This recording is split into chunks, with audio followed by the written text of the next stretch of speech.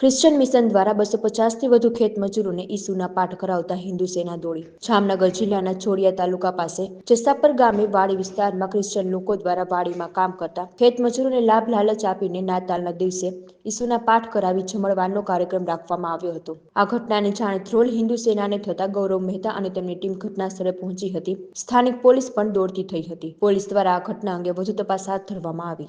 ધ્રોલ હિન્દુ સેના પ્રમુખ ગૌરવ મહેતા આજ સાંજે 7 વાગે જામનગરથી યુવરાજભાઈ તથા ગુજરાત અધ્યક્ષ પ્રતિકભાઈ ભટ્ટના ફોન એવા આવેલ કે જોડિયા તાલુકાના જસાપર ગામે નાતાલ નિમિત્તે મોટા પાયે એક ધર્મ પરિવર્તન થઈ રહ્યું છે.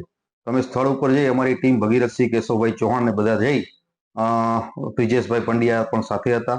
એ બધા ત્યાં જઈને ચેક કર્યું તો અમને એવું જાણવા મળ્યું કે 250 થી 300 માણસનું જમણવાર છે અને ભગવાન ઈસુના નામની પ્રાર્થના કરી અને નાના નાના માણસોને ફોલાવી અને ફંડિંગ કરી અને આવો એક ધર્માંતરણનો પ્રયાસ થઈ રહ્યો છે, જેને અટકાવી અમે ત્યાં પોલીસને ઘટના સ્થળે બોલાવી અને પોલીસને જેના હજી મેઇન આયોજકો છે એમને અમે સોંપ્યા છે. આગળની કાર્યવાહી જોડિયા પોલીસ અને ધ્રોલ પોલીસ કરી રહી છે. એવું અમે ડિટેક્ટ કર્યું છે કે નાના નાના માણસોને નાની નાની વાતથી આ લોકો બેલાવી ફોસલાવી અને ધર્માંતરણ કરાવતા હોય એવું અત્યારે પ્રાથમિક તપાસમાં અમારા પાસે આવ્યું છે.